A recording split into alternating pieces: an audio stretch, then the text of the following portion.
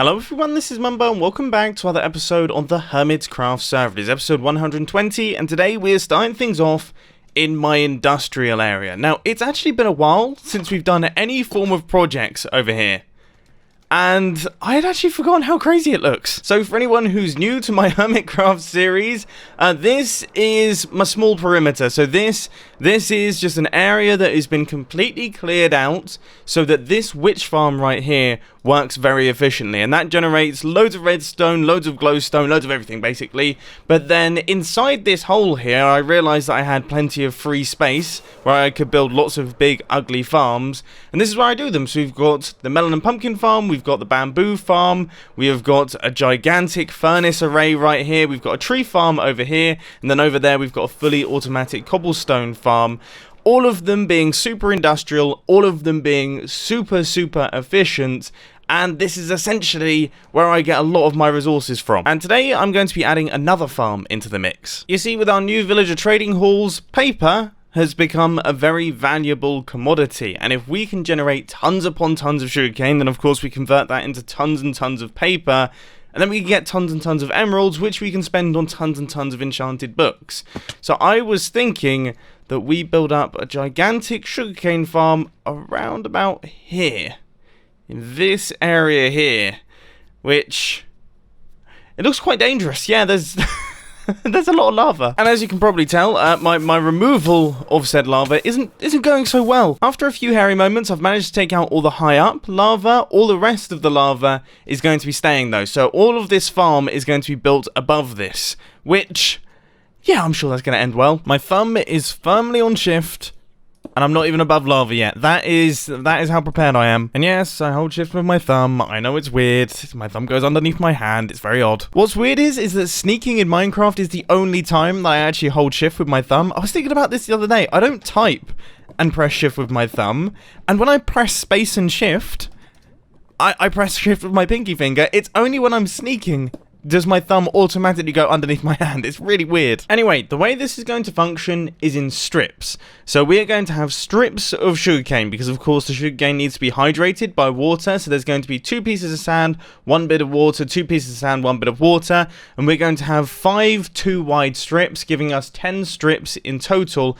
And I believe these things are about 160 blocks long. Sugarcane grows to 2 blocks high, or 3 blocks high, but we're harvesting 2 blocks, which means that 1 hopper minecart should be fully filled when it harvests, because it will go up to the end and then back. That'll be 5 stacks per hopper minecart, 10 hopper minecarts in total. That is 50 stacks per harvest? 50 stacks per harvest! It's 50 stacks per harvest! I think we can all agree that this looks pretty nuts already, doesn't it? So we have got all of the strips in place. That is the size of our sugarcane farm. And looking out that window looks fantastic. If we fly out over this thing, I mean, the bottom of our hole is starting to fill up. We've still got a lot of space to play with. But this looks seriously cool. Seriously cool. Whoa! There's a raid going on in the shopping district. Is this meant to be happening? I'm just going to leave them be. I'm going to level with you guys. There are some projects in Minecraft that are satisfying. There are some activities in Minecraft that are satisfying even if they're repetitive, like taking out large quantities of sand or breaking glass, even removing water to a certain extent. This is not one of those activities. This is unexciting to say the least. But thankfully that is now all done, so we can move on to the next thing, which I guess is placing in all the blocks for the water. Yeah, so those strips in between our strips, the gaps in between the strips, it's getting difficult, my terminology is all over the place. They need to be covered up so that we can actually place water on top of them. Now, what am I thinking in terms of blocks for that? I mean, originally I thought glass, but, I mean, it seems like a bit of a waste, doesn't it? I think the biggest problem with this area here is that you totally lose the sense of scale. Like, you really do. Like, that tree farm there normally looks big in a base, but in this place, it's barely even noticeable. Like, this is a tree farm and also a concrete maker. It's completely lost. Anyway, strips are done, so now it's time to start placing in all of the sand blocks. Originally, I was thinking that I'd do dirt. I mean, it's so much cheaper and I've got loads more of it, but let's face it, it is horrendously ugly. All sugarcane farms need to be built on sand, just out of prettiness alone. We do need a lot of it though, so I'm starting to regret my decision a tiny bit. And the sand mining is going to continue because we need a ton of glass for this thing as well. You see, this entire build needs to be fully encased within glass so that we can stop any of the sugarcane from popping out. The reason that we need glass is just because it looks cool, and that seems to be the theme of the industrial district. I mean, look at that. I wonder how much glass is in those walls. That seems like quite a lot. In fact, I wonder how much glass is actually in the industrial district. I wonder how many blocks I've placed in the industrial district. I wonder how many blocks I've removed from the industrial district. Didn't we do the maths on it at some point? Isn't it? I swear it's just over 1 million. I can't remember. Anyway, all of the glass is surrounding it, so now I am placing in all of the water so that our sugarcane can grow. And don't tell Iscal, but I'm using ice, and it's way better than water buckets because these are half slabs. When you try and use water buckets on half slabs, I always, without fail, will waterlog the half slab and destroy whatever is underneath it, which in this case would be a giant platform of rails like that. It'll be a nightmare. It is a bit of a shame that we have to put up with the swamp colours of the water. They are looking pretty disgusting and grim, but thankfully that is all actually going to be covered over, I think, with leaves. It needs to be some form of movable object. I guess leaves are the easiest ones to get large quantities of. Dude, this is wild. That also sounds wild. I'm getting out of here. Oh, swamp colours. Swamp colours. Look at my beautiful green leaves. I literally just harvested them from over there where they're looking lovely. And now they look like this. I mean, it's just not pretty, is it? No matter what you do in swamps, they are always ugly. I remember in Hermitcraft Season 3, I think I actually had a base in a swamp. Didn't think about, so I got lucky there. But yeah, as I was saying, everything was ugly. If I placed any grass or anything, it was horrible. Anyway, moving on from that, this is how it looks. Pretty wild, doesn't it? I'm hoping that the sugarcane should bring in some extra well-needed colour into this thing. What do we need to do now? It is placing the sugarcane, isn't it? And then build the flying machine. We have made some serious progress already in today's Hermitcraft episode. Not bad. This, however, is bad. This is very bad. Horrible sugarcane colours. What has happened to them? Ugh. I mean, look at this. Just a field of sludge. Sludgy green colours. I mean, I loved the way this looked until I started placing in the things required to make this build work. I mean, look. Oh no, that looks pretty cool still. This still looks really cool. Okay, I'm feeling better now. So you know what, I think what I'm going to do is I'm going to meet up with the guys from Sahara. We're going to discuss a few things, and I believe do some form of opening for Sahara now. I think it's going to be opening up. So I'm going to chill with those guys, and then we can come back to this. You're right. Finally. Finally. Look, I've missed one meeting. Five. It's only one. I can't help but notice that you've also removed my chair as well. Like, I can't believe how cutthroat you guys are. I missed one That's meeting. what happens when you don't turn up to meetings. We've actually added your chair to ours, so now mine's a bigger chair. Right. That's how this works. That is enormous. And we both have functions in our chairs. Iscal, do you want to give him his new chair? Yeah. I'm appreciating the recline, the front recline. There you go. Are you joking your me? chair. Stool. My feet don't even fit on this thing. Until you start turning up to meetings, this is your chair. You've missed just as many meetings as me. Whoa, hold on, Mumbo. Whoa, I can't hear you. Let me get down to your level. All right. Oh, this is ridiculous. You know what? Hang on. That's perfect. Look, okay, I'm taking my chair, and I'm gonna make my way. You know what? I'm not. There we go. I'm gonna have to break part of your chair here. There we go. All right. Okay. Continue the meeting. For goodness sake. All right. Okay. So what's occurring then?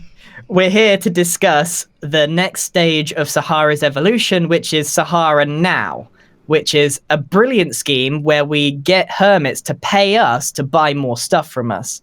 It's pure profit. That does sound. It's a win-win-win. It's a win-win-win. Yeah. It's a win-win-win. Yeah. You know, these deals are pretty good. They're all 10 diamonds, though. Maybe, I think some of them could be a little cheaper, but how much are we going to charge for the membership? That's the next question.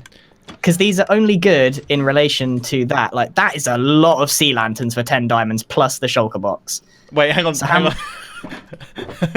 on. So about the stack of sea lanterns that is missing from that box. Did you take some? I blamed myself for this. I've been like, I swear I had 2 rolls of sea lanterns. Mumbo! I just saw a box of them in the meeting room, and I was like, well, I do need some sea lanterns, so I took one of the stacks. Okay. This is why you have a button for a chair. Yeah. That is so funny that you stopped. This is on why that our one. chairs are bigger than yours. Put it back. Oh, I just thought I'd check because I was like, I wonder if this guy's refilled that. That is so Okay, so funny. how many diamonds does a membership cost? Well, it's going to be lifetime, right? It's going to be a lifetime membership. Yep. So, 12 diamonds. Okay, yeah. 12 is too cheap. They Okay. get the shulker. That's why he's sitting on a button and we're not. All right. Yeah.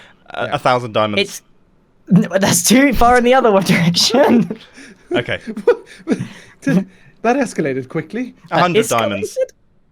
100 diamonds. Hundred's a really nice figure because it's quite a large price tag. But when they actually, are they allowed to come and see the deals? How do they know? They don't. We have to sell it to them through marketing. Ooh. Ooh. Okay. I propose a little competition between the 3 of us then to see how many memberships we can sell to the other hermits.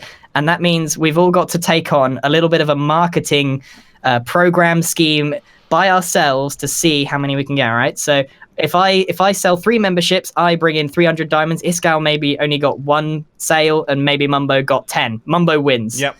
What That do you is the think? likely Little results of competition? this competition as well, by the way.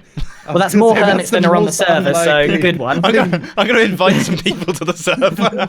I just start bringing people in. Do you want to see how members access this place? Yeah, Oh yeah, absolutely. yeah. you know what's I going didn't on? even know that bit. Well, see, I was wondering about this, Iskal, because I can't help but notice this big open door here that people can access, but that's fine. I mean, it doesn't need to be locked off or anything like that. It's not like we're charging 100 diamonds for access to this Yeah. place and anyone could just wander in. That's cool. It's fine. It's not a problem. I have an idea. It's okay. I have an idea. I hear what you're saying. Let me request a code-locked door for Sahara, and maybe in 3 months it will be installed. Yeah, maybe. I was about to say. I wouldn't know. yeah. I'm definitely there are not. reasons for things. My doors are definitely not on the now service. That's for sure. I'm Anyway, guessing so- I put this in here. I mean, I've not seen this Yeah, before, yeah, so yeah. I put it in there. Press the button. I like the beats. How do I get it back? Well, You should have. you open the shulker box before you go. It's like a keycard insert thing. So, where's the sign that says that? Look, all right. It's just assumed that you would pick it back up, okay? So, wait, so let me, just to summarize the meeting, okay, because clearly I'm the only sensible one here. So, I now have the tallest chair by default because I'm on top of Grian's chair. So we've sorted that. We've resolved that problem that we were having. That was a serious problem. That was number 1 on the schedule. Number 2 is that Sahara now is quite good. We've worked out the price, which is 100 diamonds. We're going to be doing marketing campaigns, and Grian isn't allowed access to any of this stuff anymore because he's useless. What? Yep. I'm just trying to make sure the customer has Don't the best stand experience. next to me. I didn't agree to that. From this point forth, the meeting continued chaotically, to say the least, and eventually we all went our separate ways, forgetting one very important thing. Wait, we forgot to open Sahara now! Yay, Sahara now's open! Way! Way! Well, it wasn't even yellow. It was... Well, That's a congratulations, guys! It's open! It's gonna be great. It's Bye. all the deals! All the deals! So with Sahara now open, it's time to work on the sugarcane project. And I tell you what I always find interesting in Minecraft, especially with redstone, is that when the word flying machine gets thrown around, people tend to panic. They seem to think that they're really complicated machines, and don't get me wrong, sometimes they can be. This is a fairly big and complicated flying machine because of course it has to pick up the slabs, push them down and everything like that. But this is the flying machine for the sugarcane farm. It is 2 sticky pistons facing in opposite directions, some slime blocks, some glass at the end, some slime blocks, some glass at the end, and then observers running into those pistons. That's it. This is the entire machine, and then all we need to do is place a furnace back here to stop it, and then we'll have another set of furnaces at the end, and then a reset circuit, and that is everything. Now, I was going to test to see if everything was working, but then I realized that actually a lot of the sugarcane has grown, and this would harvest it. And there's no system right now to pick it all up. We haven't got all the minecarts in place. Probably kill the server, to be honest with you. So let's start work on that. Alright, here we have all of the droppers in place. So these are going to be dropping out all of the items. And they're going to be going into water streams. The only thing that I'm kind of struggling with is where the items that get stuck on the leaves are going to go. You see, all of these strips right here, they all go all the way from one end to the other. Now, if I break one of these sugarcane plants, what are the chances that some of the sugarcane is going to land on the leaves? It's pretty high. Okay, so we're going to end up with a lot of leaves just sat on top of here, and obviously if we don't do anything with them, then that's going to be a big problem. So what I was thinking is that we have almost some water stream areas at the ends that will then pick up all of those items. If it's at this end, then it will have to run along a water stream all the way back down to the back, and then I guess over there we also have a water stream, and then they all get added into the storage system. Is that a good move? Then they don't have to interact with any redstone, which hopefully should stop it from being too laggy. This is the setup that I've created, so all of the sugarcane will be fired across, hit this glass wall, and then travel down this water area here. And then these droppers will also be firing out all of the sugarcane that has been picked up by the minecarts. That will go into a separate water stream, and all of it will funnel into an area down here. Now to do the one on the other side. What on earth just... I know exactly what just happened. A creeper must have just dropped down from above my door and blown up that redstone circuit. I can't believe it. There are going to be so many items running through this water stream here. I'm a tiny bit nervous. The good thing about this farm is that it's not going to harvest very often. So we shouldn't cause too much lag frequently, but when we do, it could be quite a lot. Watching massive super smelters working will never get boring. Look at all these items coming in. 100 and, what was it, 44 furnaces working all at once? Oh, yeah, no, that smelted 9 stacks of glass. So this nice long water stream is now almost fully finished with the new glass that we just got from the super smelter. So let's go along here. And I would say we have got one more piece of water that's probably going to run off the end, but not quite, which is fantastic. This is where the water for the other section is going to go, and then we need another water stream under here, and then all the items are just going to flood into a pool in this zone here. This is going to be the server death zone. I am getting myself into such a muddle though. I'm all over the place. I can't quite work out how this water collection item system is actually going to work down at the bottom here, because everything seems to be running into everything. Thankfully, I think I have it worked out, and what am I doing with my life? I have a gigantic wood farm over here. Why am I out there gathering up wood when this is literally designed to give me as much wood as I could ever possibly need? I need it for chests, by the way. I need loads and loads of chests. Alright, I understand in the previous clip I said loads and loads of chests. I've actually had a bit of a change of heart. I've been thinking about building some form of centralized storage system for this industrial district, and I thought, for now, there's no point in me doing some kind of big storage system here. So this is my loads and loads of chests. Four chests. 4 double chests. Anyway, we have got all of the water streams in place. Everything should all be running into the correct area. I guess now we just have to do the final bits of redstone, then we can activate this thing for the first time, and I'm terrified. Are you ready? I guess I'm ready. I think I'm ready.